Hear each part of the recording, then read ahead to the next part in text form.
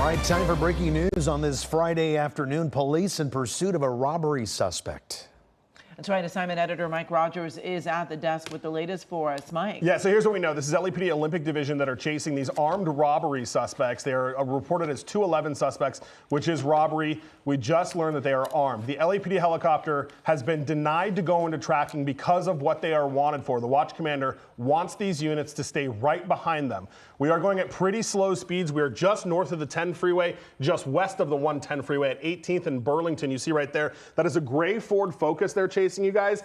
Originally, like I said, these were Pacific Division units that started this. They got additional units in place. Because of what they are wanted for, there are several units that have been authorized to be involved in this pursuit, more than just the usual 3. They are talking about potentially trying to set up spike strips as well, because the suspect has been going kind of in the same area here. Again, just north of the 10, west of the 110 freeway, as this gray Ford Focus goes at very slow speeds, even kind of coming to complete stops at times through these intersections, you guys. We've not seen any wild chasing at all. This has allowed those LAPD units to stay right behind him. And again, as passenger door is open, weapon was a handgun, I'm being told by my colleague Orlando. Passenger door open a little bit there, but back closed, and they are continuing to move here. There goes the passenger door again.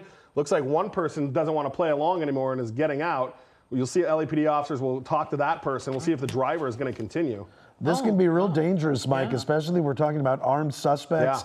He's moving his hands around. He's obviously showing he doesn't have any weapons in his hands. But again, this changes the whole dynamic again, because that car most likely is going to keep going while officers focus on this guy in the yellow shirt. Yeah, and the guy in the yellow shirt clearly doesn't want anything to do with it. Somebody reached over and closed the door, and the car's going to take off. Guys, 9 times out of 10, these passengers, especially one like that, as long as he doesn't have any other warrants or anything wrong with him, he'll get kicked. He won't go to jail for just being a passenger in this, unless he was wanted in connection with the robbery. But he obviously, that guy wanted nothing to do with this chase and asked to be let out, and that's exactly what happened. So now you've got the driver still going, obviously. Now, here was the other issue, is that LAPD doesn't know how many people are in the car. I was just going to say that the windows are so dark. Right, the windows are very dark. They asked how many people are in the car. They say they don't know, they can't tell. At least 2, right? Because we saw one guy get out. Somebody closed the passenger door. It's hard to tell if the driver leaned over and did that, or if there's yet another passenger that's in there, so we'll have to see all of that. Hopefully they'll be able to get some information out of the guy that got out of the car. That would be a very long arm, Mike, right? To reach across the car to close the passenger side door. What's really interesting here, again, as you mentioned, it's a pursuit, right? Police are in pursuit of these robbery suspects. But what a slow pursuit. It's moving so slow. Here we are stopping again. Yeah, and they very clearly don't really know kind of what they want out of this, because we've seen this kind of move several times here, where the car just kind of stops in the middle of the road. We do know, my colleague Orlando telling me, that a handgun was used during the course of the robbery. So that was the weapon that was had. Obviously, they don't know if the weapon is still in the car, but that's something they're going to act like and proceed with caution as if it was. So that's why you've got these units kind of staying back. That's why they're not allowed to go into tracking mode, because the suspect is armed and because they're wanted for this alleged armed robbery. And I'm going to ask Oliver, while we're stopped here, to pull out his shot just a little bit, because I want to show you all of the patrol cars that are back there, because they've gotten permission to have significantly more units than we usually do in a pursuit. You've got about 5 units that are back there right now. You've got a couple that are obviously still back with that passenger that got out, taking that person into custody. But again, not driving hard, not trying to really get away here, stopped in the middle of the crosswalk there as we're at Hoover near the 10 freeway right now. Mike, do we know where this robbery took place, or what happened? We're going to work on getting that information right now from LAPD to see if they can kind of share anything. It has not come out over the radio exactly what happened. On the right side of your screen is from moments ago when that passenger got out of the car there. It almost looked like, you guys see too, he was like motioning like he wanted to grab something else out of the car. During that, obviously the officer's telling him, no, just get away, get away, get away. And then he puts his hands up, and they'll take him into custody and try to sort out what, if any, involvement he may have had with the alleged armed robbery that this car is wanted for. But as we approach Washington and Hoover, this is kind of the area that we've been in. We really haven't strayed away too much from this area on this busy Friday afternoon. And you know, Mike, when a driver is going this slow, it would seem as if it's easier to put those spike strips down, but because they are going so slow, there goes they can another go around. passenger. Oh, another person getting out. Yep, with another a bag. person not wanting to play along with this. Wow. That must be why they're going so slow, Mike, right? These passengers are saying, hey, pull over. Yeah. I want to get out. I don't want any more of this. You're going to get in trouble. Police are chasing you. And and it's like basically just more and more people getting out of the car. Yeah, and there's got to be a lot of conflict happening in that car between the driver and the two passengers, because obviously these passengers are not interested in running from law enforcement, which is why now 2 of them have gotten out.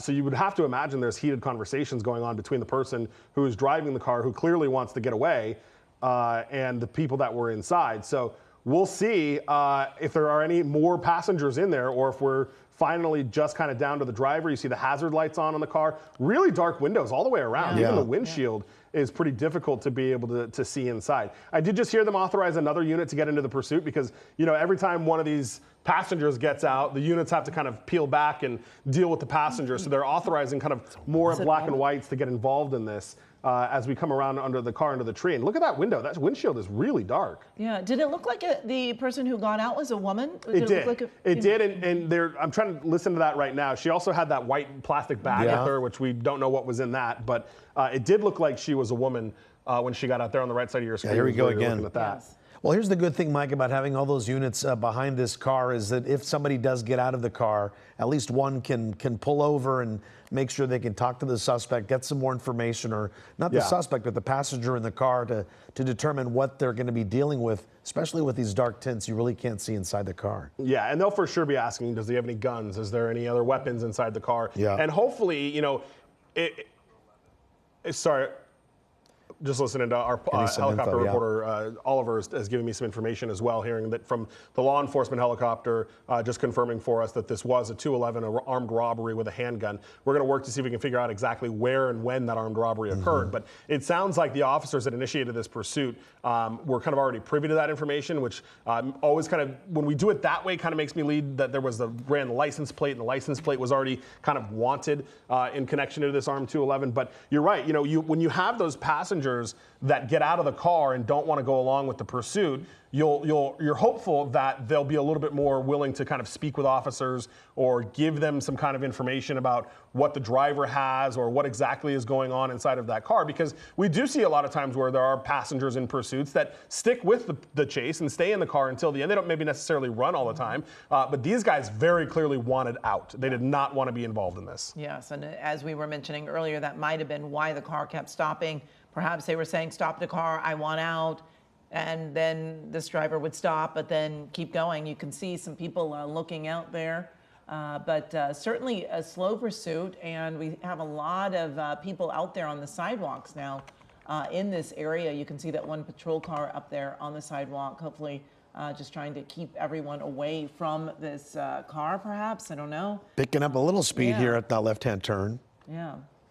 And this is, a tough, pursuit. They probably want to put a spike strip down, but going this slow, the driver can easily go around the spike strip. And sometimes it almost seems like it's almost harder to do a pit maneuver when the car is going too slow. I mean, that's the thing. The pit maneuver's got to be such that perfect speed to be able to do that. You can't be going too fast, you'll hurt somebody, but you can't be going too slow, otherwise it's just going to be ineffective. Yeah. Or you got to use that momentum, right? Exactly. Really quick, Orlando on the assignment desk was just talking to LAPD. We know that this 211, this robbery, happened a couple of days ago. So it was not something that happened today. It was something that happened a couple of days ago. It was investigated. This car was labeled as a suspect vehicle in it. They entered the license plates into the system, and at some point today, these Olympic officers found the car, ran the plate, discovered that it was allegedly used in an armed robbery. The armed robbery, again, was with a handgun. We know that nobody was hurt in the armed robbery. No shots were fired. Nobody was injured. We don't know if it was to a business, to a person. We're still working on some of those details. But a couple of days ago, no one was injured. Today, Olympic officers ran the plate and got behind the car. Mike, and that bit of information is going to be helpful to the two passengers who jumped out of the car, right? Well, yeah, because you don't know. I mean, maybe those guys didn't know that this guy allegedly robbed, somebody. Oh, hang on. Okay, we're getting some more information here at the desk. There are still 2 people in the car. More people in the car. They were able to get information from one of the passengers that bailed out that said the driver is a man and there is still another passenger that is a woman that are still in the car. So that will help LAPD to know that there are still 2 more people in this car. And are they still staying here in University Park, Mike? Yeah, we really haven't moved. Yeah, I mean, we're still at 17th and Toberman. 17th is where we were earlier, right before SkyCal got overhead. So, we really have not made a ton of progress at all in getting anywhere significant, and that kind of goes with the way he's driving. He's not driving that crazy. In fact, he's almost impeding traffic at some points with how slow he's going. So not super interested in trying to gun it and get out of the area. Maybe that is just indicative of them not knowing what to do or where to go, or really kind of how to handle this.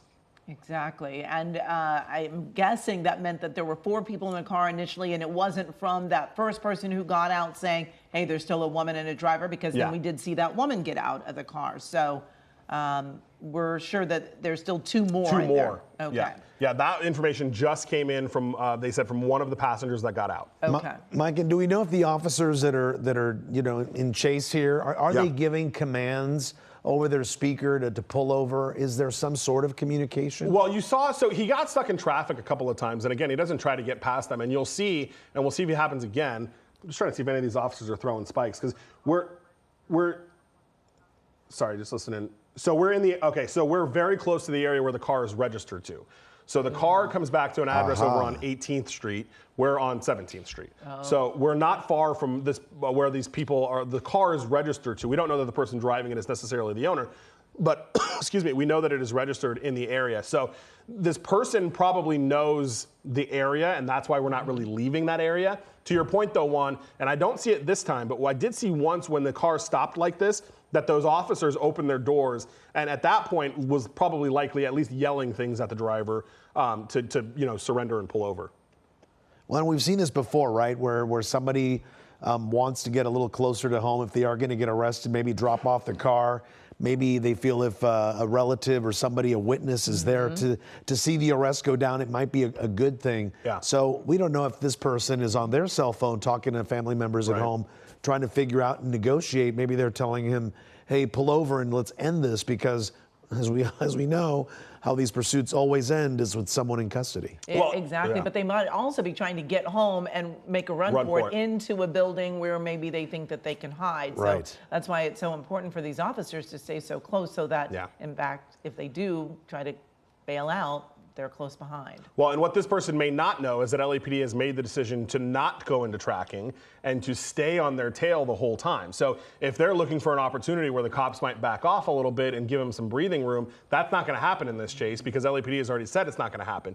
The other thing, that if they're trying to find somewhere to bail, that they're, I don't want to tell pursuit suspects how to do their jobs, but they're staying in the same area here, which is allowing more and more officers to kind of flood the area. Right? So if they do try to get out and run, they are, I would hope that almost certainly they'll be caught, because you have so many cops that are in the area. They're not going into tracking mode. And you've got, it looks like, I think we actually have 2 police helicopters, or no, just 1, but a police helicopter overhead, obviously, that's keeping an eye on them as well. Well, we saw the LAPD helicopter cross the SkyCal's camera a couple of times there. So we do know that they're keeping an eye, not only from the ground, but also from up above, tracking this robbery suspect. Right now on your screen on the right-hand side, you can see it happened twice during this slow pursuit. Basically, is 2 different people got out of the car, and what we're believing right now, just based on the information and observation here, is that these people were in the car with these robbery suspects, or a robbery suspect.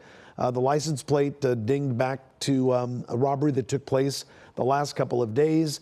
Police gave chase here, and these other passengers had no idea, didn't want anything to do with what was going on here, and they were allowed to get out of the car, at least from the driver.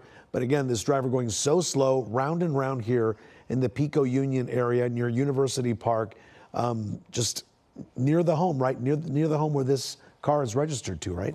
Yeah, 18th Street is where the vehicle came back to. And I want to ask really quick, Nate, in our control room, when you get a second, if you can put my computer in a box here, I just want to show people kind of the path that the law enforcement helicopter has been taking, because we've not at all gone anywhere else besides really this area, butting up consistently right against the 10 freeway, just on the west side of the 110 freeway. So I know we'll work on getting that here in just a second so I can show you that. But the car is not trying to make any of these really crazy moves. They're not trying to speed off and get away. They're just kind of trying to hang out in this area and go in circles. You've already let the 2 passengers out. They're already talking to law enforcement. That's how the police know that there is still a man and a woman inside the car. Apparently the man is the driver here as we approach 18th Street, where we know now that the car is registered to. The man should probably let the lady out of the car too. I mean, I mean, it would be best for her too to just not be implicated in this unless she was part of this robbery. There's that map, Mike. So here's my computer, and the orange that you're seeing on it is the trail of the LAPD helicopter. So you can see that we've really only gone in this same kind of area. You come out here, this is the greater Los Angeles area. Here's the 10 and the 110. This is the path that the LAPD helicopter has been chasing. You can see SkyCal has just been kind of circling that same area as well. But there's the LAPD ship one more time. And that's just kind of the area that they've been in throughout the course of this chase. We've really not made any great grand, geographical movements on this one. Exactly, and really hasn't picked up the speed much either. Yeah. I mean, this has been a slow pursuit since we've been over it, and you just wonder if at some point are these officers going to make the move with either a spike strip or attempt a pit maneuver. There's not a lot of traffic out there, but things are certainly going to be picking up as we get closer to the end of the workday for so many people on a Friday. And you always have to be careful of all of those pedestrians that are also out there. And just a few seconds ago, we did get a chance to see, look at that line of LAPD cars behind this suspect's car, quite a bit there. At least 5. At least 5, right, Mike? And as you were saying, because he's staying in this area here, more and more units can be deployed here to just hopefully contain as best they can the pursuit. Picking up now. Yeah. So yeah, and for those who don't know, LAPD, when there's a pursuit, they always put together what's called a pursuit package. And there are units that are in a technical sense, authorized to be involved in the pursuit. And in this situation, because of the watch commander has authorized those additional police officers. Yeah, and again, we're just kind of stopping right here in the middle of the road. And you wonder if he tried to gun it a little bit to get far enough away to get out and run or something like that, but that didn't happen. And now we're just stopped in the middle of the road as they continue on. It looks like he's thinking, should I make a right-hand turn here? Should I stay in this lane? Is that a traffic light, Mike? Yeah, it is, right? Yeah. And this car is like, I don't want anything to do with that, and getting away, which is very smart of that person to do. But back to your point of the number of officers, so they have 5 that are officially authorized to be in the chase, but then the ones that are still within the division are nearby and in the area. So they're not technically and officially involved in the chase, but they certainly are positioning themselves to be close by for when this comes to an end. And there you see 1, 2, 3, 4, 5, those 5 black and whites that have been authorized to be in the chase. And then you've got a supervisor back at the station, 20L90, who is the watch commander, which will be giving the official commands on this chase. But here we are. I mean, we gunned it to 60, stopped in the middle of the road, and now we're just hanging out at this traffic signal. And Mike, I always get this question when friends and viewers watch these pursuits happen. They're like, they see 5 LAPD cars, the car is stopped. Many wonder, why don't the cars from the back of the pack kind of gun it and kind of block in the car, but you never get in front of the... You never get in front of a suspect like that, especially in this situation, because this is an alleged armed robbery suspect that they know that a weapon and a handgun was used. And the last thing you want to do is put an officer right in front of the car, especially when they can't see inside, when they don't have good eyes on the suspect, and you don't know exactly, how that suspect will react to that. The additional thing is, too, if you put officers in front of the car, and then you still have officers behind the car, then you create a crossfire situation for those officers that if, God forbid, shots are fired, now you have officers kind of shooting in the direction of the other officers. So they don't want to put themselves in that place either. Now, we have seen, to your point, though, we have seen CHP do that. We have seen CHP come up and kind of, not necessarily from the front, but box them in from the side. But those are for usually more minor wants, things, just a failure to yield, a lane change violation, DUI, things like that. But with an armed robbery suspect like this, they're not going to go into tracking. I would be also surprised if they would do a pit maneuver, because same thing, you spin the car around and you put the guy facing those officers. And we have no idea, Mike, whether or not the suspect is armed today. They may have been armed 2 days ago, but officers have to operate with the thought and knowledge that perhaps that they are still armed today. And I want to point out real quick, too, we have finally left that area. We're now into the downtown area. So Oliver is going to do his best, but we're going to get some tall buildings in the way here that are always problematic for us. So we'll see, and we'll do our best to kind of stick with this and hang on to the chase here as we come into downtown. But this is the first time we have left that area of kind of University Park, just north of the 10 and west of the 110. Right now, we are kind of in the area. This is Venice and Broadway, not far from the LA Convention Center and that kind of area. And, this driver is still stopping at intersections, following the rules of the road, not speeding, picked up that pace just for a very short time, but, just sitting at the intersection there.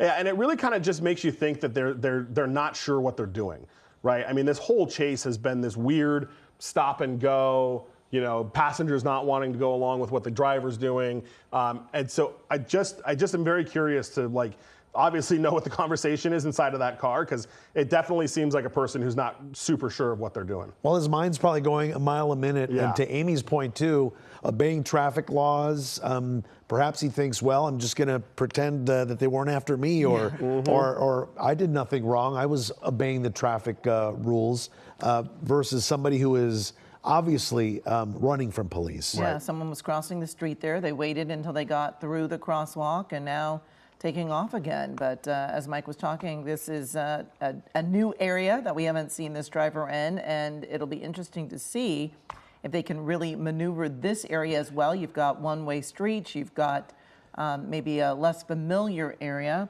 Mike, do you think he's trying to get onto the 10 freeway there, or looking for an on-ramp? I mean, yeah, maybe, but the thing with that, though, is he's already had kind of that opportunity a couple of times, and we're doing that kind of stop and go game. I know SkyCal's trying to reposition to get around it. Oliver, he's still back to the right. There he is, right there. There he is, yeah. And you still have those LAPD units right behind him. Now, again, no real concerted effort to get away. I mean, if he wanted to get on the freeway, he had tons of opportunities to do that when we were back over kind of where this whole thing started. So it doesn't, I mean, doesn't seem to be bothered by the fact that all those cops are back there.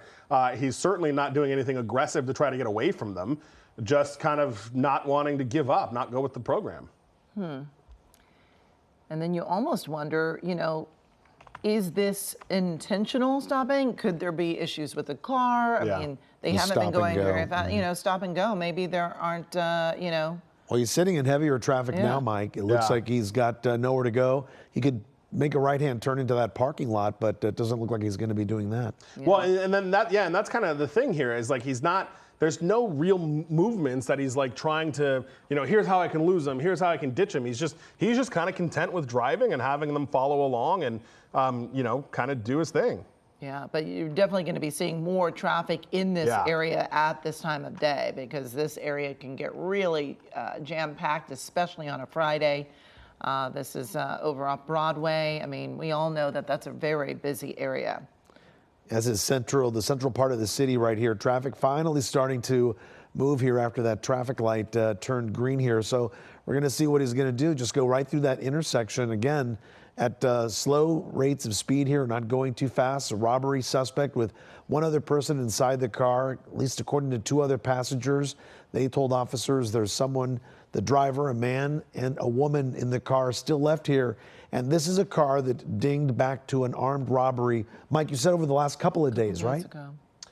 Was it a couple of days? A couple of days Yeah, ago. Sorry, I'm listening to some radio traffic. Yeah, a couple of days ago, this car was involved in an armed robbery, but we don't know if the same person is in that car, but it may very well be, since he does not want to pull over for those officers. And officers have to operate with the knowledge that perhaps this weapon is still in their car, and if they did use a weapon in a robbery, this person should be considered dangerous.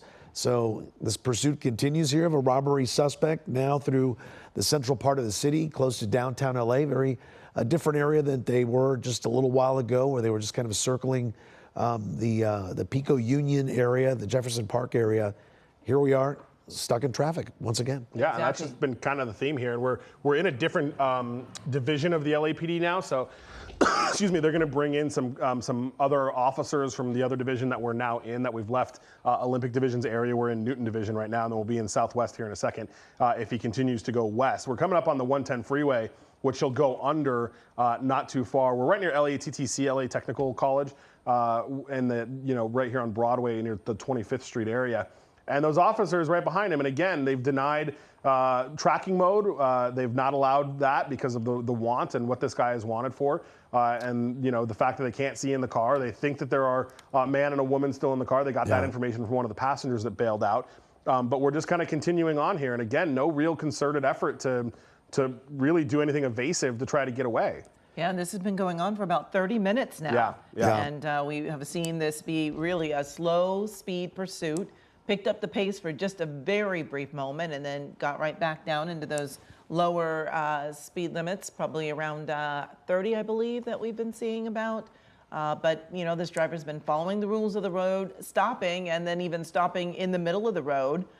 when it wasn't necessary. So we just have to wonder what's going on, if this has anything to do with the car, if he's still maybe debating with the last person that's in the car with him on whether or not he will stop to let her out, or if he's maybe even telling her, you need to get out. I mean, you just never know what's going on in there. And for the longest time, this pursuit kind of stayed in an area close to where this car is registered to. And now for the first time, we're seeing the driver venture out from that area and covering some good distances here at about 30 miles an hour. It looks like traffic is now cooperating with them. And he did have several opportunities, as Mike was saying, to jump onto the freeway, but he didn't do that. He's staying on surface streets. And just a logistical note for everyone watching, the further south we go, we're going to start getting into that my least favorite area of town, the LAX Bravo airspace. Right. So we'll do our best to stick with this. We're southbound Broadway right now, just kind of west of USC here. So we're almost close to the 110 freeway. On the other side of that will be USC as we approach 37th Street, Broadway, and 39th almost here as he comes up to that intersection. But yeah, this is the first time, he finally got out of that area over back where I believe the car is registered to, through downtown and now south into kind of the South LA area, just passing Exhibition Park, almost bordering the 110 freeway.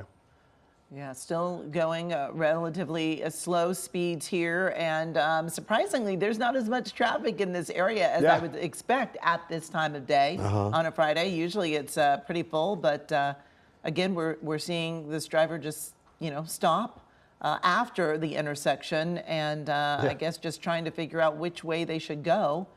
Perhaps they're not as familiar with this area as they were with the other area, but plenty of cars stopped ahead. And, as Juan was talking about earlier, your friends see it and wonder why they don't just, hop out and get this person to get out of the car. This person may very well be armed. They were involved, at least the car was involved in an armed robbery just a couple of days ago. And with those dark tinted windows, you just don't know who's in that car and if they are armed right now. Oh, we do know that a man and a woman were in the car. Passengers, you're looking at it right here on the right side of your screen. A man got out first. A woman with a white shopping bag got out second. And this car continued going. And right now, sitting in traffic, South Broadway and West 39th, it looks like, in the central part of the city. Officers right behind, at least 5 officers, 5 units continuing to follow this car. And what's interesting, and a lot of times in these slow speed pursuits, the way they end is they just stop, right? They eventually give up, they pull over, get out of the car, raise their hands, and it's done. So there's some sort of negotiating that must be going on either with himself or the woman in the car with him as to why they're not pulling over yet. Yeah, and you wonder too, when they stop and do that thing, we've seen in other chases where where we can actually see in the windows when they do that kind of stopping thing, they're actually like inside the car fidgeting with something or moving stuff around or doing something like that. So I wonder if some of that is going on as well when they come to those just kind of strange stops in the middle of the road, or maybe they're just trying to figure out what's next. We're going to start seeing this off the end of the lens here because we are in that restricted airspace now. So SkyCal is not going to be able to travel a ton further. We'll stick with it the best we can. The problem is kind of once we decide we want to transition to the south end of the airspace, we have to go and we can't stop. And this guy's not really going fast enough for us to do it with him, so to speak. So we'll watch it as long as we can, and then I'll work with SkyCal to make a decision on how we want to get around to the other side here. If we just want to go to the east and follow down Alameda or cross the 110. But we'll work on that here in a second. We'll stick with it as long as we can. But this very slow speed chase, this guy just pretty content to just kind of stick on Broadway and head southbound Broadway as we come through 43rd Street here. So Mike, we're at that point, the breaking point, where what we're looking at is basically the telephoto lens, right? Oh yeah. From SkyCal, because SkyCal cannot cross into the restricted area that's out there because of the cross traffic from LAX, right? Yeah, so what happens in this area is everyone all the helicopters have to fly at a lower altitude because there are aircraft landing at LAX on top of us. So usually SkyCal likes to be at about 1,000 to 1,100 feet. Law enforcement likes to be down at 400 to 500 feet. Everyone has to come even lower than that when we're in the LAX airspace. And it's too dangerous to have the law enforcement helicopter down at 200-300 It crowds feet. the area, and right? us at 800 feet. It's just not enough separation between the aircraft to make it safe. So we've agreed with LAPD and sheriffs that during chases, we won't go into the Bravo airspace. We'll let them just kind of have that airspace to maintain a safe distance. So that's what we're looking at. You saw Oliver a minute ago. You saw that little adjustment on the camera there. That was him going on the doubler of the lens. Yeah. So we are almost on the end of the lens here, kind of watching this as he continues to go southbound on Broadway. And eventually we'll transition and we'll go to the south end of this. I want to wait for him to get a little bit further to the south before we do that, so we can try to have eyes on this for as long as we can. But if he continues to go south, we'll be able to see him for a little bit while longer. Where we start to get in a little bit of a pickle is when he goes down east or west on these streets. That makes it harder for us to see. But when he goes just straight down Broadway here, as we cross 51st, you see on the street sign, you'll be able to watch him for a little bit longer. Yeah, we have a nice straight shot. Yeah. Mike, how far east would SkyCal have to go to get out of that restricted area? Yeah, so Alameda is the cutoff there. So we would have to go east to Alameda, and then we can come down.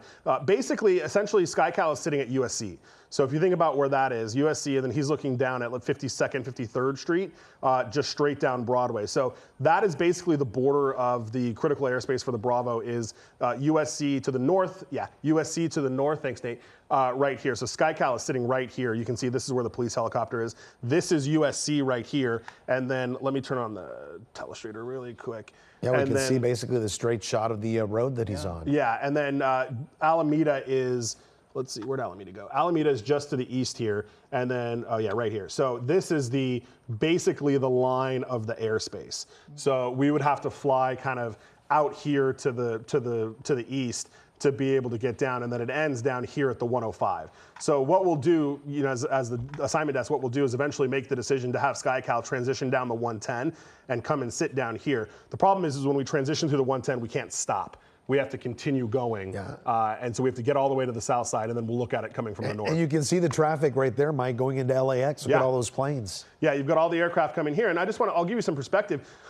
Excuse me, this Alaska Airlines plane is at 2,400 feet. So he's coming down here, the law enforcement helicopter's at 500, and right here, SkyCal's at 1,000. So you can see as the aircraft continues to come across the 110, their altitude goes lower and lower. We'll probably be at 2,000 feet by the time they hit the 110. So you can see that we start to crunch the airspace down there, and that's why it's not safe for us to continue to follow through as you see the police helicopter continuing south. Now he's finally hitting some more traffic as we come down Broadway at 56th. Yeah, and we did notice also as he was going down this straight street here, he actually went through a couple of red lights, which, he had been following the rules of the road, but we did see him go through 2 different red lights along this path, and you can see pedestrians out there walking across the street, and things are definitely picking up with traffic as we get closer to the 5 o'clock hour. But this driver still refusing to stop for those officers. That's right. A suspect who has been wanted for at least a car was involved in an armed robbery over the last couple of days. The license plate dinged back today when officers checked it, and they gave chase. The driver did not want to pull over.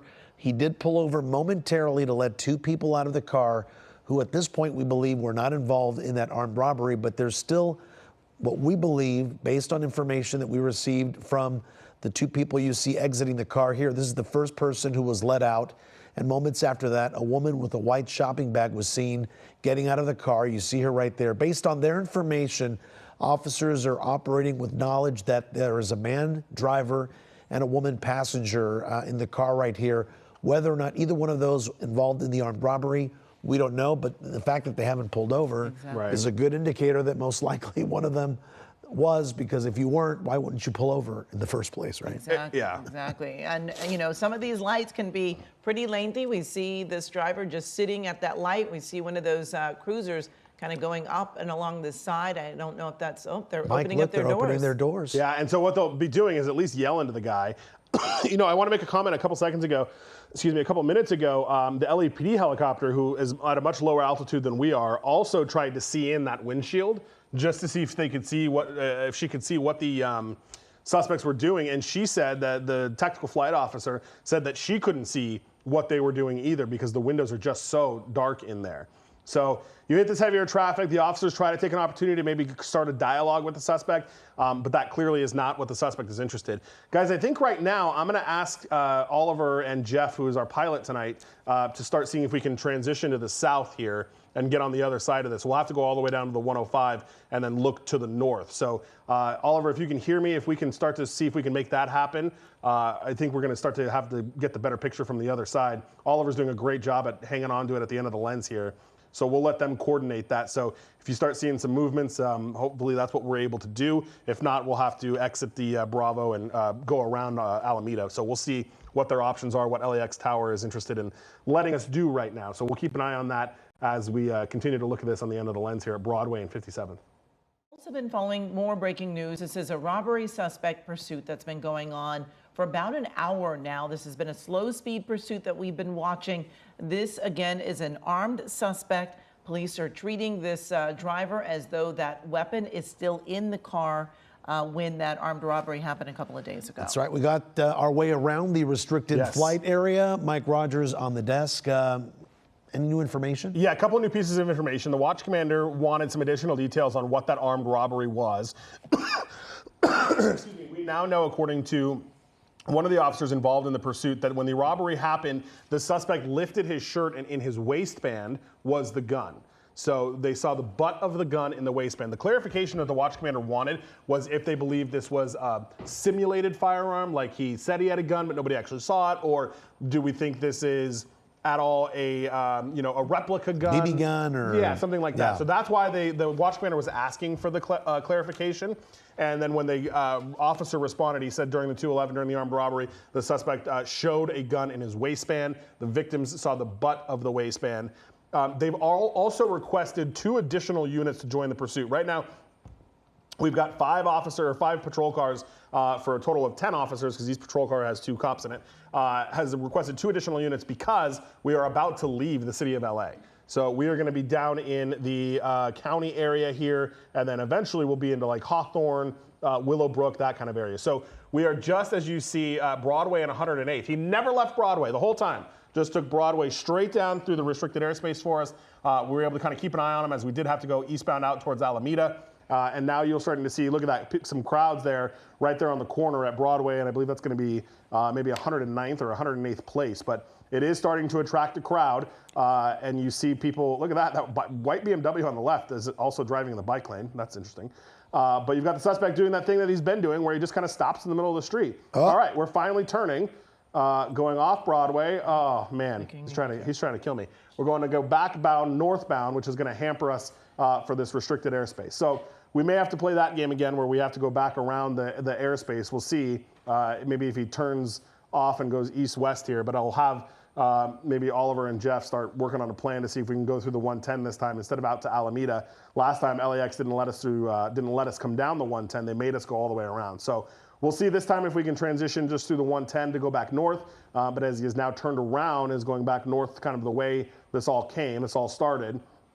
There you see the additional units beginning to join the pursuit. So now we've got a total of, what is that, 7 units down there? 7 out there. Yeah, 5, 6, 7, and you've got yeah. an 8th coming up behind here. So we'll see if they allow that 8th unit to join. And it's only supposed to be 7. But as we've said before, they kind of get in the area. And then you got another one, too. There's a 9th unit behind it as well. So we'll see. They've got a ton of units here. They're ready to take him if this guy ever stops. But he's just kind of on this marathon, not really high speeds, not really doing anything crazy to try to get away, just does not want to stop. And Mike, before we had to go around the restricted area, he was on 50th Street, so this is 103rd, so he traveled 50-some blocks down Broadway, never got off it until this left-hand turn he just made, heading back north. And now we're going to go eastbound here on 102nd Street. So we're going to start to try to go around, and maybe we'll go out towards Alameda to try to keep an eye on him. But this is what gets tricky when we go on these east-west streets when we're looking from the south. So Oliver's doing a great job of keeping an eye on him. But, this is the kind of the first move. He went around that traffic to make this right-hand turn onto 102nd Street. So maybe they're trying to come up with a different plan. Also, I want to be clear here. When they requested the 2 additional units, the radio dispatcher put out that they are both armed robbery suspects. Both. So originally, remember, we'd been telling you it was the car, it was the suspect, you know, the plate, all of that. It was the first time that I had heard both of them referred to as armed robbery suspects. So we're at 102nd Street here is where I believe they're at. Oliver is going to reconnect with them here right there. Ollie, they're going to come through Main Street right there. In just a second. There's the black and whites. There they are. Just crossed over. Yep. Keep going to the right, Oliver. They just crossed through. Yep. So now we're still. Looked like he picked up a little speed there, Mike. He did for sure. We're eastbound on 102nd here. We just crossed through Main, and he's going to continue to go. He's right behind the houses. He's going to pop through that intersection right there. There he is. And kind of continuing on through here. So it gets real tricky in these neighborhoods, guys, these houses, the streets kind of blend in. We can only see so much that we can see. So Oliver's doing a great job of keeping an eye on him as he kind of goes. And I want to point out, while we can see this here too, you see the officers with their lights and sirens on. They're on 102nd Street. If you look one street to the north, you'll see a couple of other units that don't have their lights and sirens on, but they're just in the area. And Oliver, it looks like they're stopped back there on the left side of your screen. You've got those patrol cars back there that are stopped. So I don't know if he's behind that tree right there. Yep. If we're doing this it does look like he's stopped, Mike. Yeah. Oh, driver's door open for a second and is continuing. Yeah, so now he's back continuing. to the right, Ollie. They're continuing on here. So they're asking one of the units to stop and check the area to make sure the guy didn't throw anything out when he opened that door. And that's what I was talking about. You see some of these other units that are just kind of in the area. They're not involved technically in the pursuit, but they're in the area in case this guy takes a foot bail. They'll need to set up a perimeter and do all of those things if he starts to run. So we're behind the buildings here on 102nd Street in San Pedro as we deal with this restricted airspace. Looks like Jeff and Oliver are going to try to kick it around to maybe Alameda to get some better eyes on him here. But we are continuing to monitor this chase now in the LAX Bravo airspace, making it difficult for us. And Mike, because he made those two turns, right, it's a pretty good idea here that he's back into the LAPD jurisdiction, right? Yeah, you were saying he was going to enter county space. Yeah, we should still be in LAPD's area right now. Yeah, because we're at 102nd and San Pedro. So we are still within LAPD's area. Yeah. If he comes down and goes south of the 105, we'll be in the county area. And if he continues to go east, we'll be into the county area as well. But we're still in a sliver of LAPD's area, I believe. All right, you're watching us here on KCAL News at 4 o'clock. This is on Channel 9. In just a few seconds here, we're going to be transitioning over to Channel 2 as KCAL News at 5 is going to get kicked off in just a little bit. So if you want to continue following this breaking news story of a robbery suspect pursuit, we urge you to go ahead and switch over to Channel 2 in just a few seconds here. KCAL News at 4 o'clock is going to be wrapping up any moment now, but this breaking news story continues here. A robbery suspect pursued. 2 people inside this car here that police have been chasing for, what now, Mike, a good 45 minutes or so, Yeah, right? closer to an hour now, I believe, yeah. Because we picked this up just after 4 o'clock. That's right, just before 4 o'clock. And Mike, go ahead, Booth. All right, we have 1 more minute left here on Channel 9 before we're going to switch over to Channel 2. Leslie Maring is going to be joining me there, along with Mike Rogers, as we continue following this breaking news story of a robbery suspect pursuit. What's very interesting, Mike, you were saying earlier today was that, or earlier in this coverage, that the witnesses said that this gun was tucked into the waistband of the armed suspect. Yeah, that was so the it was never clarification. Pointed at anybody, but it was used as a scare tactic. Correct. During in this the robbery, robbery. right? And we just don't know what kind of robbery it was yet still, Of right? a business, a person, we're still working on that, yeah. All right. So we are now traveling, it looks like eastbound here on 101st Street, and we just crossed Wadsworth. This is southeast Los Angeles. This is as far. Okay, turn it over to Channel 2. Breaking news, police in pursuit of a robbery suspect. SkyCal Live overhead. We've been over this slow speed chase for almost an hour now. We're tracking it all for you. But first, major news on the Menendez brothers case. No? Justice won over politics. A win in court for the Menendez brothers. A judge ruling their resentencing hearings can move forward despite opposition from the LA County DA. Good evening, everybody. I'm Juan Fernandez. And I'm Leslie Madine. Pat Harvey has the night off. We will get back to that pursuit here, but we want to get right to KCAL News reporter Jeff Nguyen live outside the Van Nuys Courthouse. And Jeff, we just heard from the attorney for the Menendez brother and their family. Right, so the judge ruled that the resentencing will move forward for the Menendez brothers. And when the judge made this decision, you could see both brothers on a webcam, very stoic, not reacting all of this. We should tell you that media cameras, news cameras were not allowed in the courtroom, but there are sketches available. Now, throughout the day, the two sides argued over the motion for Eric and Lau Menendez, who were convicted of murdering their parents back in 1989. The motion, originally filed by former District Attorney George Gascon, supported reducing their sentencing and making them eligible for parole. In court today, Deputy District Attorney Habib Balian argued that the brothers should be denied the motion because of their lack of accountability, lies they told during their first trial, and asking others to lie for them. Defense attorney Mark Garagos blasted Balian for using a graphic crime scene photo of Jose Menendez covered in blood. They've waited a long time to get some justice, and today was actually probably the biggest day since they've been in custody. We're not naive. We know hope can be fragile, but we believe that the law is on our side. And for today, that's enough. And the brothers' cousins say they have taken responsibility for their actions, and they have also apologized to their family. The defense argues current DA Nathan Hochman's effort to block his predecessor is political, saying that Hochman is trying to go back to the tough three strikes days of the 90s, and Hochman's team says his predecessor filed the resentencing motion 2 weeks before the election because Gascon was trailing in the polls. The judge said to both sides that he does not believe that the motion for resentencing or the effort to withdraw that is politically motivated. He says the only way to find out if the brothers have truly rehabilitated is to go through the resentencing process. That is expected to take place next Thursday.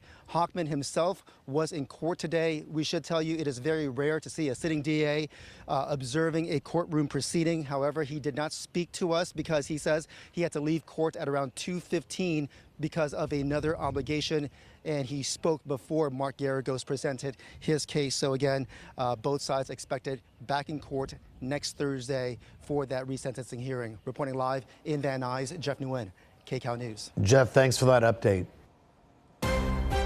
And back to our breaking news, police in pursuit of a robbery suspect. Yeah, it's hard to see here, but you can see they're making their way through the southeast Los Angeles area. I want to get to Mike Rogers right now because, Mike, I know you have new information. We're learning about what may have happened in this possible armed robbery. Yeah, I just got off the phone with the sergeant over at Olympic Division. Olympic Division is the one who started this, and I asked if the robbery was to a business or a person, and the watch commander, the sergeant there, told me this was to a person.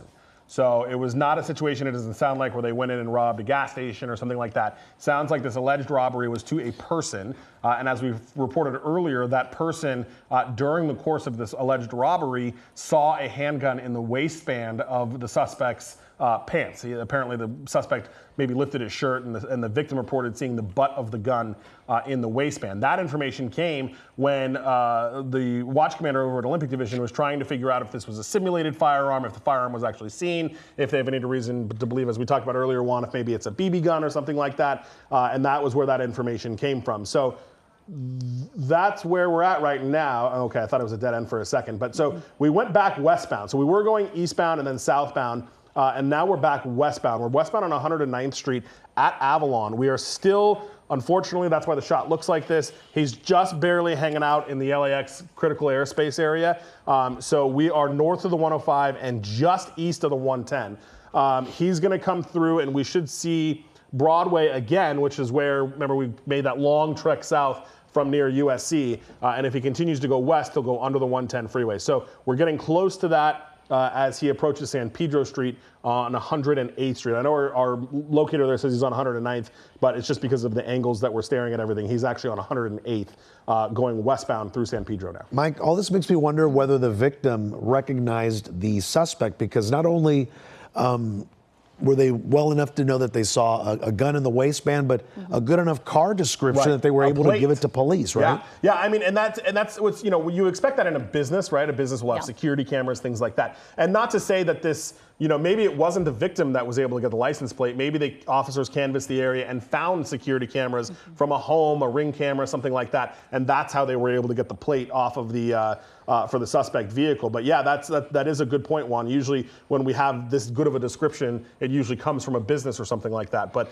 the sergeant over at Olympic Division just telling me that this was a robbery to a person. And again, as we told you, the butt of the gun was seen by the victim in the suspect's apparent waistband. Just makes me wonder if the victim knew the suspect somehow. 100%. Right? Because they had such a quick description of them, they were able to get things like a license plate.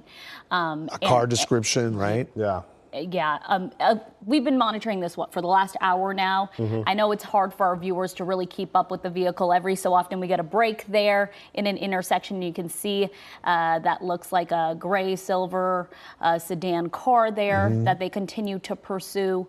And at this point, what's interesting is that we still don't know how many people are inside, right? But we know that 2 people were definitely dropped off. Yeah, two people were definitely dropped off. They were able to talk to one of the people that got dropped off, who said that there was still a man and a woman inside the car. So LAPD's working theory right now is that there are 2. On the right side of your screen is when the first guy got out. He was the first one to get out. Both of these people seemed like, no thanks, I don't want to be involved in this. Right. I'm outie. And they got out. This is the woman that we believe got out. She had a kind of a plastic bag with her when she got out.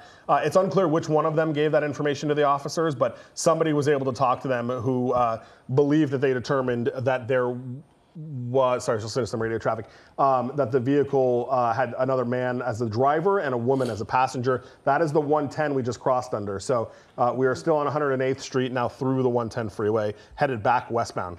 Mike, and we're still in that flight restriction, right? Just barely. He's just hanging out just north of the 105 freeway, which, as I told you, is our kind of border for where we're allowed to be and hang out here in this area. So I was hopeful. He was coming just far enough south, but then he made a westbound turn.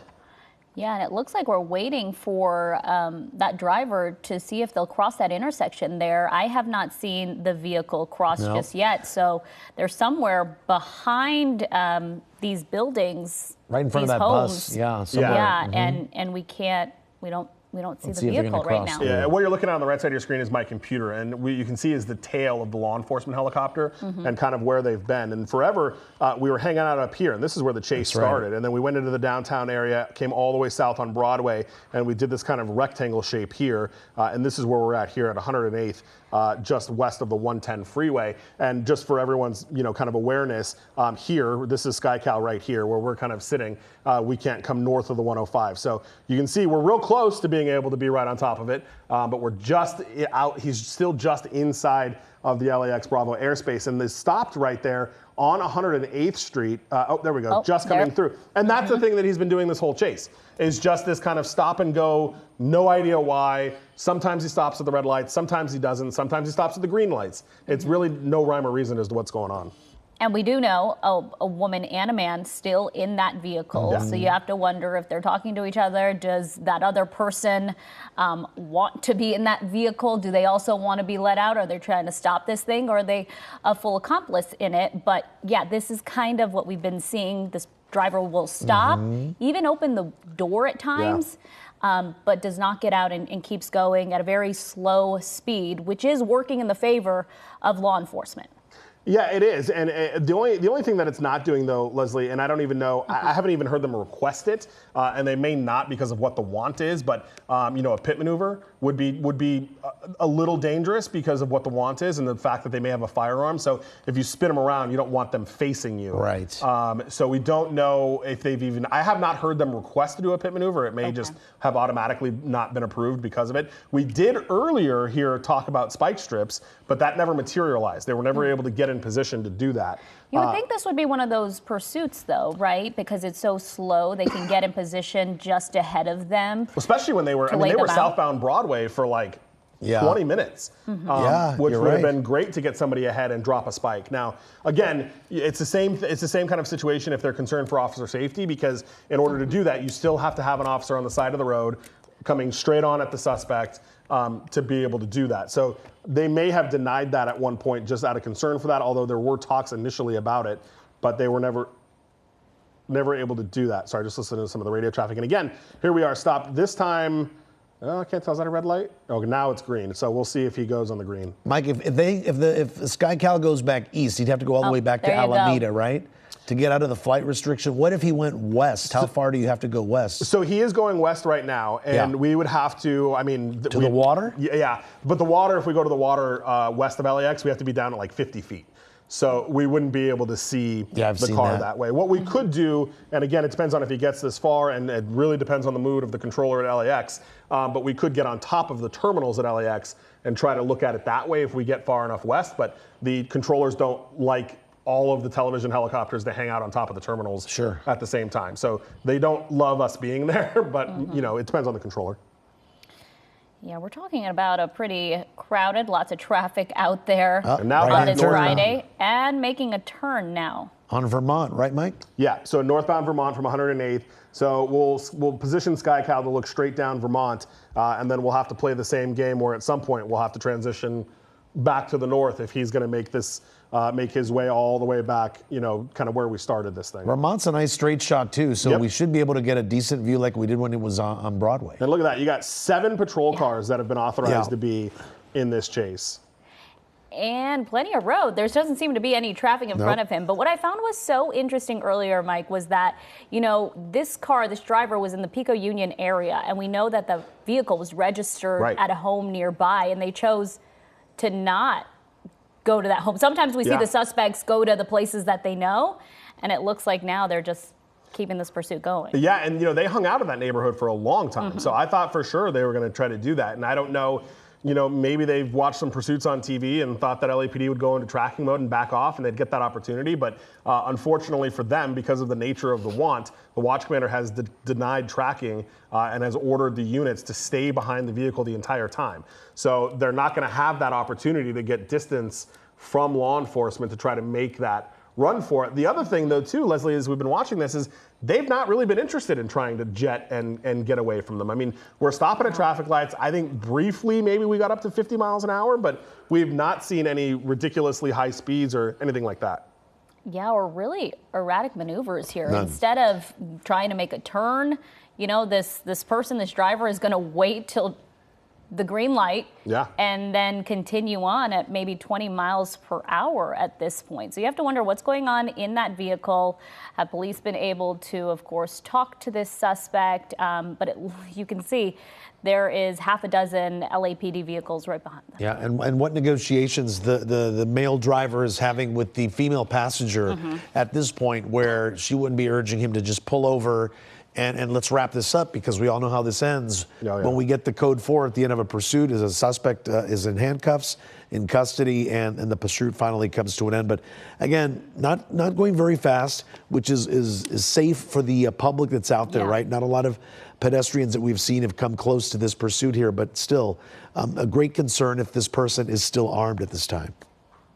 You got to wonder if spike strips will be a talk once again, because when you see an open road like this, you think this would be a great time to use them. But as Mike Rogers was saying, you have to also think about officer safety. Not only do we believe that this suspect is allegedly armed, possibly showed the butt of his gun to a victim, but you also see that vehicle has very tinted windows. Really tinted windows. So it's hard to see what's happening inside for an officer. And it'll be hard. Some member of command staff will have to make a decision at some point. Do we just do this until this guy runs out of gas? And for how long? And for how long? Or, I mean, then there are other options are if they don't want to use pit maneuvers, they don't want to use spike strips, your other, a little bit more extreme option, which I've seen before, is bringing in LAPD's Metropolitan Division.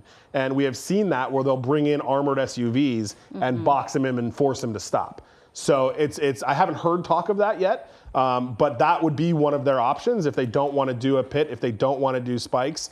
Then if they really want to bring it to an end and not just follow him until he runs out of gas, your other option would be to bring in armored vehicles, which they have done.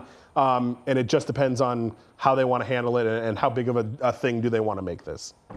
And we know what's not an option is they're not going to go into tracking mode, not at this point.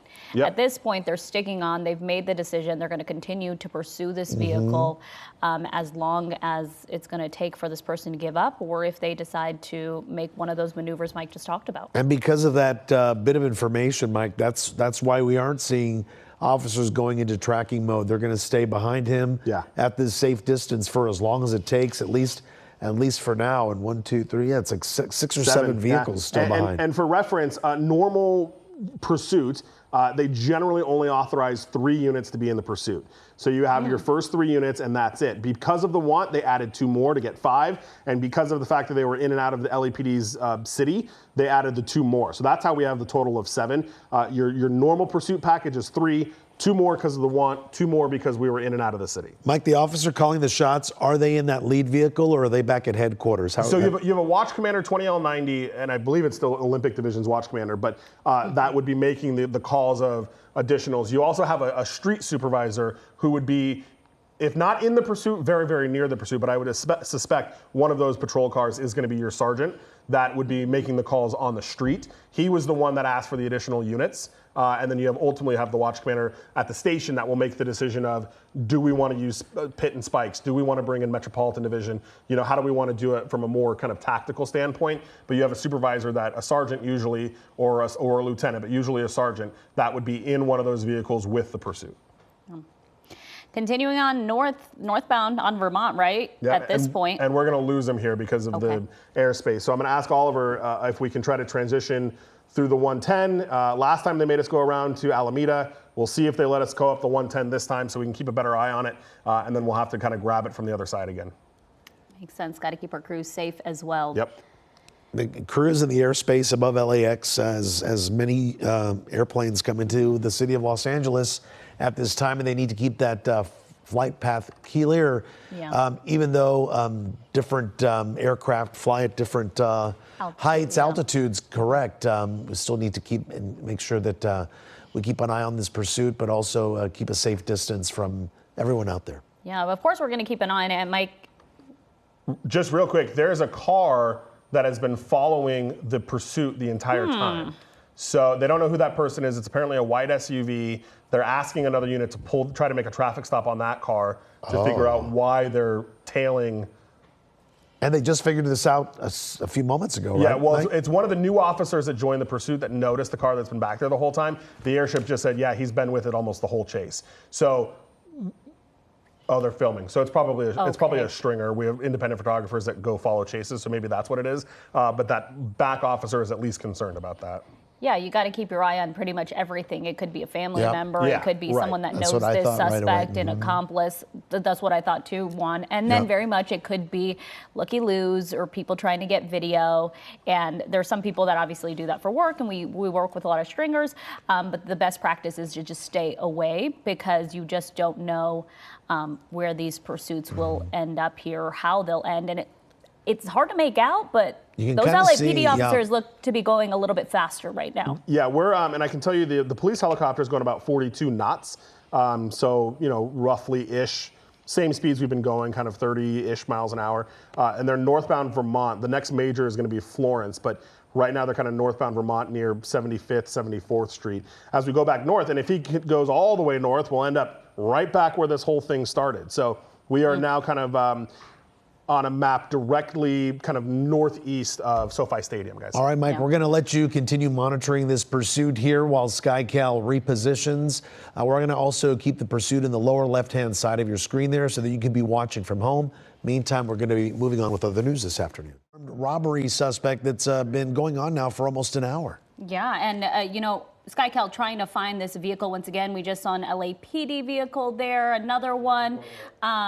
Mike Rogers is working with SkyCal right now, but I know you were hearing that possibly a third person maybe got out of the car, or are we not sure about that? We're trying to get some clarity on that because it was a very strange piece of radio traffic where they started talking about an Equinox car that may be involved as well. They were talking about a man involved in that car. You know, originally we had heard that there was a driver that was the man and a passenger that was a woman that was still inside of the car. As we're stopped in traffic here, we are on just approaching Slauson on Avalon. He went back northbound Avalon at Slauson here. So that's where we're at right now. It's going to be just to the right of your screen there, Oliver. And we're trying to figure out if there is an additional person that got out. We just talked to the watch commander again, who thinks that there are still the man and the woman inside of the car. So we're not sure if that bit of information about the Equinox was another car that was getting involved, and that's what they were talking about. But It was an interesting piece of information there that we're still trying to track down. But there you see the car just slipped through the buildings there. You've got the LAPD black and whites as we're going more to the right there, Ollie, as we were approaching Slauson.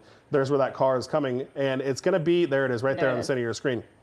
As we're going past the school, luckily it's late enough in the afternoon that there is nobody at school now. But man, this has just been, I got to take a second and give it to our pilot, Jeff, and Oliver up in the helicopter. This has been a nightmare of a chase to stick with because it has just been so exclusively in this Bravo airspace. So we're doing our best to stick with it. And you know why we stick with these things. It's about public safety. And these are alleged armed robbery suspects that are going through the neighborhoods here. So we want people to know that there is a safety concern here. That's why we're sticking with this chase so hard, even though it's been very difficult for us to be able to bring to you. And even though officers do have their helicopter up in the air, I know that oftentimes they'll monitor media helicopters to see what's going on there as yet another set of eyes on the pursuit here. And as we head east, you can see just how difficult it is for SkyCal to keep with it. But indeed, we are keeping with it. And you can see it seems like the pursuit's picked up a little bit more speed here, Mike. It's not going as slow as it was earlier. Yeah, no, it is going a bit faster here.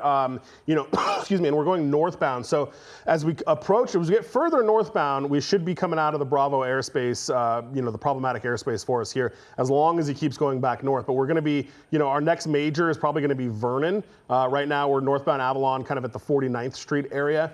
So we'll be coming back northbound, again, getting closer to where we started this whole thing. Yeah, over an hour ago now. Yeah, and just to give a little bit of a recap, we know that this person was wanted for possibly a robbery, but we know that the victim, another person instead of a business, and that at one point that the suspect lifted their waistband there, and the victim says they could see the butt of a pistol or a gun of some sort, right? A handgun. And so that, of course, leads police to believe that this is a very dangerous suspect who is armed.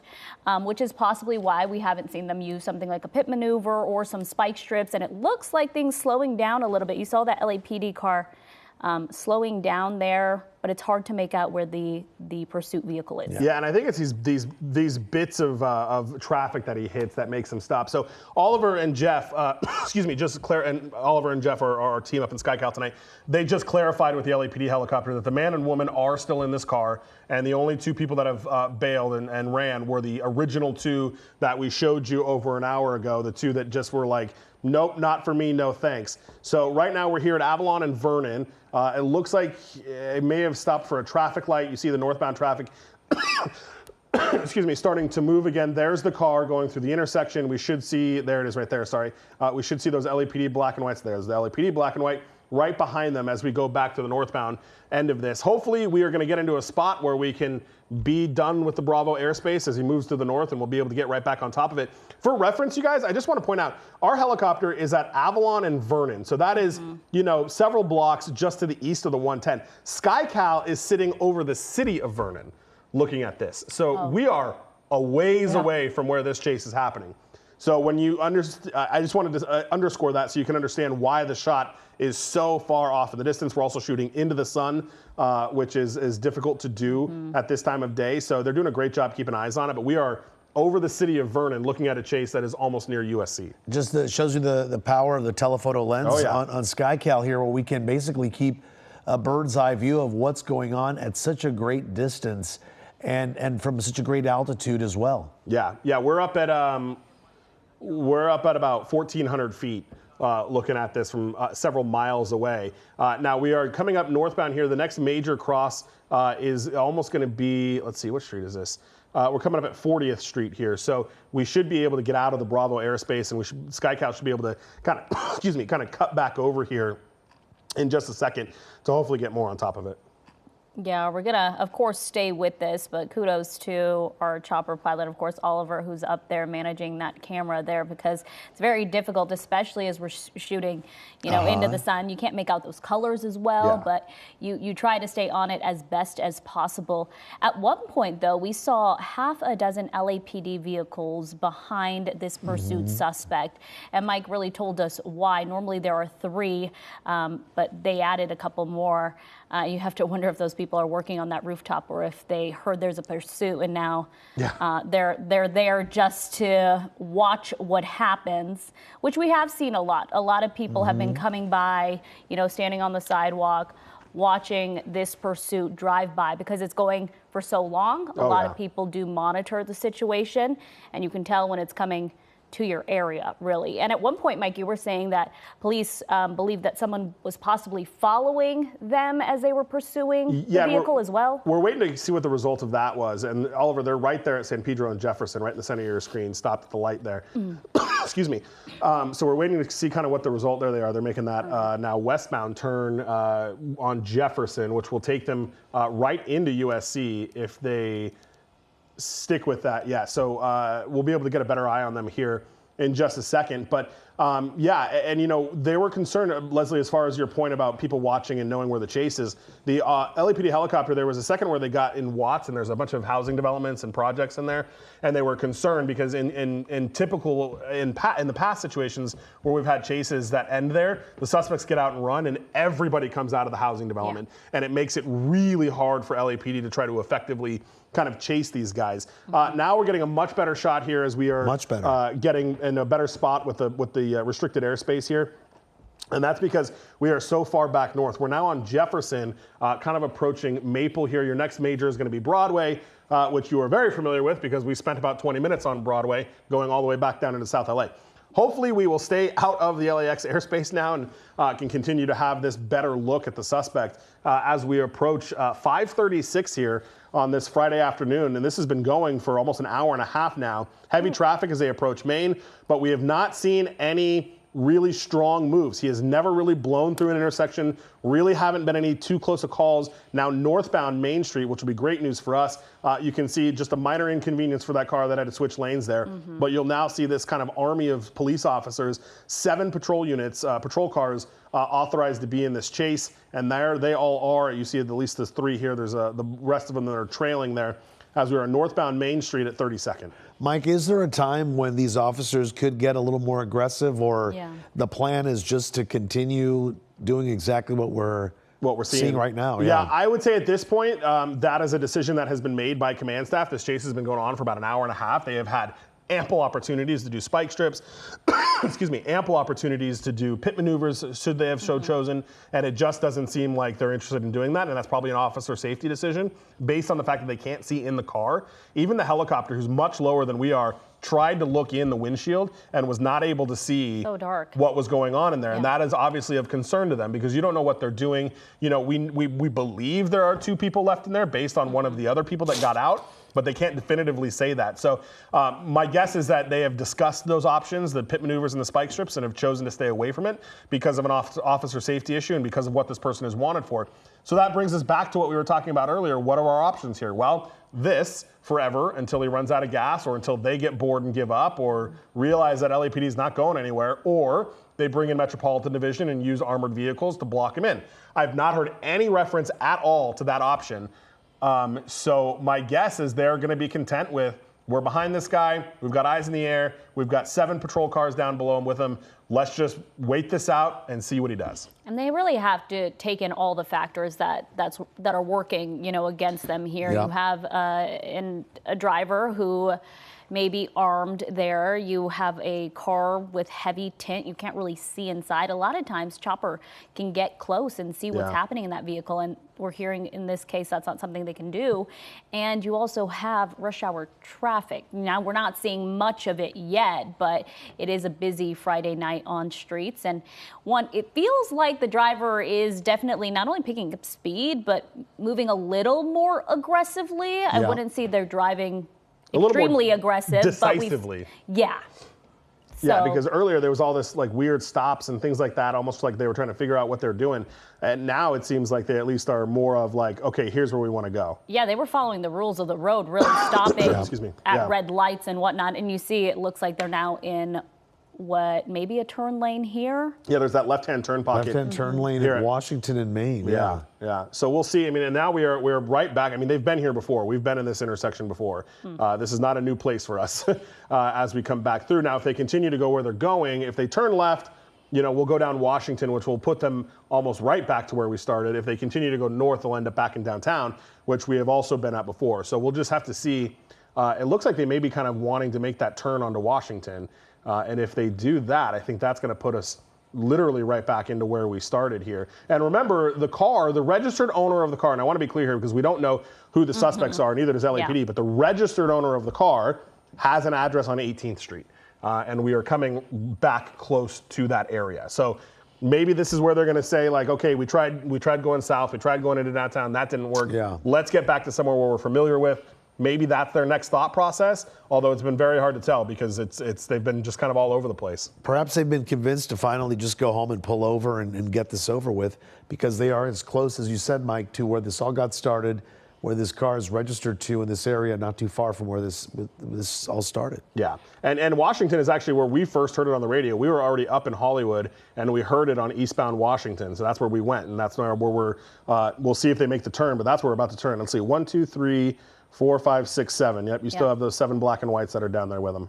Yeah, and all still, we believe, from the Olympic division where this all started. So let's see, that's Olympic, that's Olympic. Okay. Ollie, can I see the other cars, the other police cars that are back there? I can tell by the numbers on the roof. So the 20s are the Olympic division cars. So you have 20, 20, 20, 20, and then you have 18, that's Southeast, and you've got one more Olympic back there. So you've got, let's see, 2 from Southeast, and then 5 from Olympic division. Is that 18? Yeah, that's an 18. So yeah, you've got 2 from Southeast and the rest are from Olympic Division. And the commander in charge is from Olympic Division. Yeah, the watch commander, I believe the entire time has been from Olympic Division, because you've got most of these units from Olympic Division. They added the 2 Southeast units when we were down in South LA leaving the city, and that's when they wanted to add those 2 additionals. And again, for anybody who wasn't listening a little bit earlier, the typical pursuit package is 3 units, 2 units and a supervisor. They requested 2 additional units because of the armed robbery and because that they were potentially thought to have a handgun. And then you've got the 2 more units that were added because at one point we were outside of the city of LA. Now we're making that turn back onto Washington, going back where we started. If he continues eastbound Washington, we will come up under the 110 freeway, which again is a place that we have already been before. And this pursuit has been going long enough that sometimes we see those pursuit suspects, on the phone, talking to family, talking to friends, talking to people that they know, trying to negotiate with them to just pull over. So you wonder, are they going to the area that they know? A lot of times we see them go back to family homes. Right. We, of course, don't know in this case, but it looks like they're traveling back to that area where this car is registered. Again, we don't know if the registered owner to this vehicle is, in fact, the driver, pursuit suspect, or the driver. But we will have to wait and see what their next move is. Again, very slow speeds, once again, following rules of the road here. Yeah, just crossing Grand here, right next to the metro tracks. You can see there on the left-hand side. Not a lot of left-hand turns, I guess, Mike, could happen here, right? Yeah, and just to clarify, I believe I said he was eastbound Washington, but he's actually westbound Washington. Okay. So we're westbound Washington at Pembroke Lane here. We just went through Hope Street. And then, there's the train tracks you were talking about, Juan, where he's got to kind of go through those. But again, if we continue westbound, we'll go under the 110 freeway and kind of back to where, back to where this song and dance started, almost 2 hours ago now. Yeah, and that's what it feels like at this point. Stop, go, stop, go. We've even seen that driver at times open the driver's side door, but we see no movement. We see no one come out. They'll stop for some time. They did spend a lot of time near the LAX airspace, so it was hard to really make out what they were doing, but we know that they were just stop and go, slow speeds. At this point, they're at a red light, right? Waiting. Yeah, it looks like, and Ollie, if you can pull out just a little bit, I believe they're stopped at a light there. Again, following the rules of the road, right there on the road, it says keep clear, and he's doing that. Wait here. That's not the line he's willing to cross. So they're stopped at that red traffic signal right there, waiting for the green. And that's what's been so strange about this is there's been no rhyme or reason as to why this has been happening. Sometimes we stop at red lights, sometimes we don't. And so it's hard to understand what's going through their head. And still no word about a spike strip, right? Yeah, I've not heard a mention of a spike strip in over an hour now. So I'm guessing at some point a command decision was made to not do that, to not put those officers in that risk. Because certainly we've been going on the same streets enough to be able to get one deployed, especially when we were on Broadway for so long. They definitely would have been able to do that. Now, would he have? With these slow speeds, that's the other downside to spike strips is when he's going so slow, he's got the opportunity to see them and go around them. So who knows if that would have even been effective at these such slow speeds. But yeah, I mean, it seems like LAPD is content to just be here with him, not go into tracking mode, and let them know that they are still there. They're not going away. But it doesn't seem to be any concern to that suspect. He is just kind of out on an afternoon stroll. And they haven't decided on bringing in those other units, Mike. You were saying the ones with the armed SUVs, that they could actually block him in yet. Yeah, Metropolitan Division would be the ones to supply that. I have not heard that even be discussed. When we were talking about it earlier, that's a theory, that's a concept, that's something they could do, that I have seen them do before, but they have not, talked about that at all in this situation. They have not talked about any kind of pursuit tactics that they want to do. They're just kind of here with them and following them, and excuse me, hopefully he runs out of steam. Yeah, or gas. And the question here is, how much gas does this person have to begin with? Because this car could go for a long time on city streets here, very slow speeds. We don't know how much gas they started on. And we've seen pursuits go for hours. Yeah, this is a sedan here. It probably has some good gas mileage. So if it wasn't a full tank, it could keep going for quite a while here. Mike, And is he's this the not 110? That is, yeah, he just crossed under the one. Actually, let's see. Where is he? That may be under the 10 freeway. He may have, he's in the area where the 110 and the 10 are kind of right next to each other. Okay. So sorry. No, this cough has been killing me. It looks like he's stopping. He's also behind a bus. He's been keeping his distance from other vehicles. And of course, he's going to go maybe around the bus here. Yeah. The bus is just right to his right. I guess he's waiting to see if the bus was going to keep going. Maybe he's going to cut the bus off. Yep. There you go. And make a right-hand turn. So I was wondering if he was going to do that, because we're going to approach 18th Street, which again is where the registered owner's car comes back to. So I think the next street, yep, there's 18th Street. So we'll see if we're trying to get back to an area. Left-hand turn here, Mike, maybe? Yep, this is okay. So now we're on 18th Street. There's neighbors that are starting to come out. A whole lot of people, Sky Cal's only got about 30 minutes of fuel left, so we're going to hope that this resolves before that. But here we are. And take a look. Coming, and all of a sudden we're slowing down. So I bet he jumps out here soon and just was coming home. And so the units were already at his house. Look at that. Pulling over, Mike. You've got that unit on the left. That's a slick top. That's a gang unit. We're already waiting. We're already at his house in case he came back. So here we are. We're at the registered owner's home. They have stopped in front of the gate. Let's see what they do. Mike, do you think maybe they did speak to family members who spoke to them and they negotiated, hey, come on, just come home. Let's wrap this up? Yeah, that's very possible. I didn't hear anything about that, but it's very possible that the units that got out there ahead tried to knock on the door and see what this person was about, if they could make any contact with him. But clearly, those gang units there, that's the slick top car on the left, were ready for them when they came home. And you see, no. It's going to keep going. It just is, at this point, I mean, you wonder. I mean, they know your address. They know the registered owner. They know everything about you. What's the point in continuing to run here? A little more aggressive, though. The driving is a little bit more aggressive. Maybe they're a little frustrated that that didn't work. But now we're going through the parking lots, and we're going a little bit more, aggressive with the driving here, especially as we barrel down this alley. Yeah, things changed in just a few seconds there. Yeah, definitely driving more aggressively. 50 miles an hour now in a residential neighborhood. So dangerous. Yeah, right through this alleyway. You can imagine they probably know this area coming up to that major roadway there. I saw some cross traffic there. That was kind of scary. We'll see which way they ended up. We lost them behind the building there for just a second. He hasn't gone left yet. I did see another vehicle coming up on that alley. There he is right there. Oh, I think, there you go. Isn't that him? Yeah. Yeah, right there. that's him. Okay. You wonder, are they going to try to make their way back to 18th Street? That's not him. I'll go back to the alley. He may be stopped in the alley there. There they go. Back to the right. Oh, there they go. Sorry about that. Did look like a similar car. Yeah. So, who knows? Maybe their thought process is, let me get a bunch of speed and create some distance and try to run. But that hasn't worked before. No. But that was definitely, you definitely kind of feel the frustration from the suspect there, getting to his house, seeing cops already there, realizing that that's not going to work for him either. And the thing at this point is we're basically prolonging, them from being arrested, because this is how it's going to end. Police are not going to give up. From the suspect's, standpoint here, right now he's wanted for the alleged armed robbery. Who knows if they've got warrants or whatever else is. But if during the course of this chase, an innocent civilian gets injured, a police officer gets injured, excuse me, we saw that up in San Bernardino. Remember, the suspect was not even responsible for the collision between that deputy and that other innocent civilian, and he got charged with murder. So if this pursuit creates another harm to somebody else, this suspect could certainly face those charges. So the longer the suspect plays this game and continues to go, the more risk he runs about somebody else being injured and adding yet another charge to this. It looks like he's looped around, Mike, so he may be heading back to his home, is my guess. But I mean, yeah, we're back on Union in Venice right now. Yeah.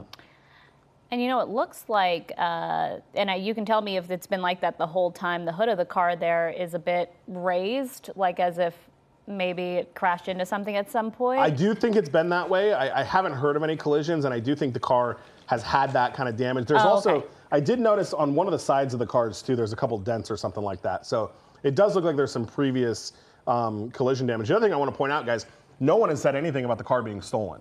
So it's a very good possibility that they know who the registered owner is.